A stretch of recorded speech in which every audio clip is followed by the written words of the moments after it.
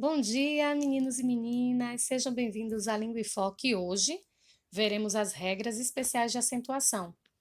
Hoje, em especial, a gente vai ver a maior parte da aula falando sobre as mudanças na parte de acentuação de acordo com o novo acordo ortográfico. Vamos lá? A primeira regra de hoje é em relação aos ditongos abertos. Nós vimos na nossa última aula que os ditongos abertos são aqueles em que nós pronunciamos o encontro de vogais com a boca, né? Pela boca. Então, o som ele sai aberto. Mas qual é a regra para esse tipo de ocasião, né? Em todos os ditongos abertos, quando eles são terminados em monossílabos, né? Quando eles são monossílabos, não são terminados. Quando eles são monossílabos ou quando eles são oxítonos, né? Eles serão sempre acentuados. Então, a palavra véu, dó e céu, eles têm ditongo aberto. Se tem ditongo aberto, são monossílabos, ele é acentuado. Da mesma forma como os oxítonos, que é quando a última sílaba ela tem maior tonicidade. Se tiver ditongo aberto, eles são acentuados. Mas por que a gente está vendo isso agora? Por quê? Porque de acordo com a nova ortografia, né? A nova ortografia ela foi implementada há alguns anos para padronizar a ortografia da língua portuguesa em vários países que se falam a língua portuguesa, né? Para tentar alinhar a ortografia do português brasileiro com o português de Angola, com o português de Moçambique, com o português de Portugal, certo? Existem inúmeras regras, novas regras ortográficas, mas tem algumas específicas para acentuação, certo? E a primeira dela, que a gente vai ver hoje, é em relação aos ditongos abertos, EI e OI. Por isso que nós vimos anteriormente as regras para os ditongos abertos, monossílabos e oxítonos. Por quê? Nas palavras paroxítonas que têm ditongo aberto, essas palavras elas não são mais acentuadas. Né? Então, desde 2016, é obrigatório o não uso do acento nessas palavras paroxítonas terminadas em ditongos abertos, certo?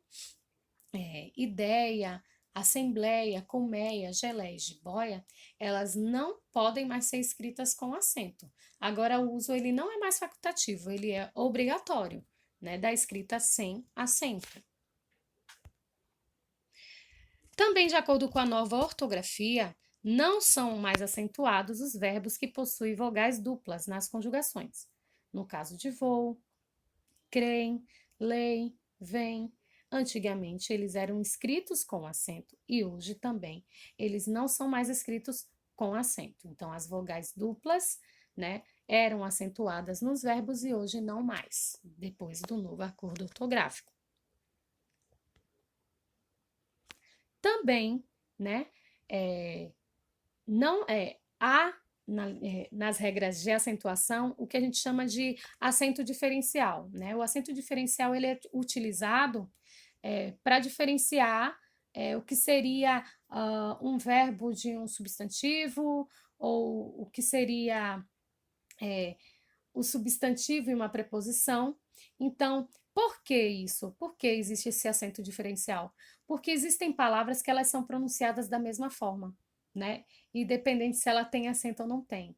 Então, justamente, né, por este motivo, por elas terem a mesma pronúncia, que nós utilizamos o acento diferencial, para a gente saber diferenciar o que é verbo de uma preposição, que é no caso do verbo pôr.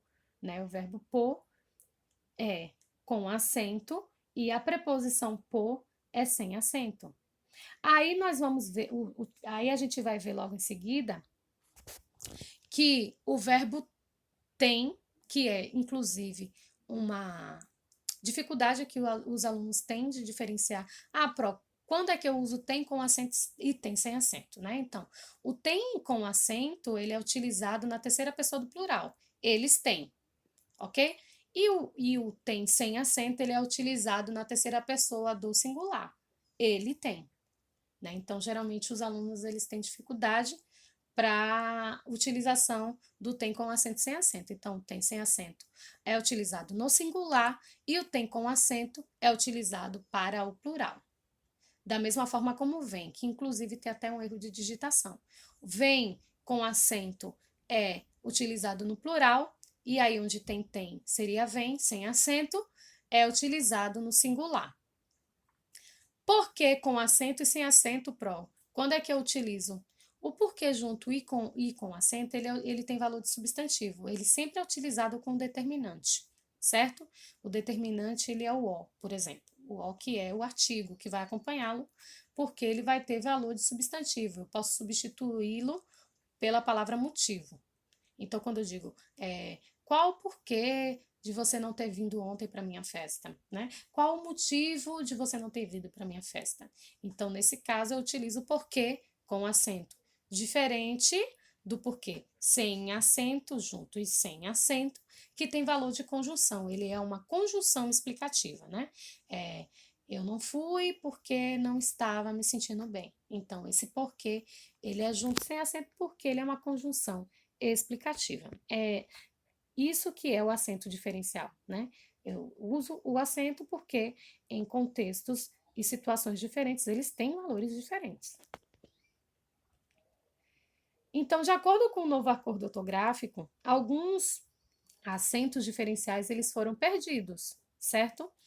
Aí eu trouxe para vocês hoje duas regras que caíram, né, depois do novo acordo ortográfico, que é no caso da palavra para e pelo, ok? Então, quando eu digo irei para casa, esse para, ele é uma preposição.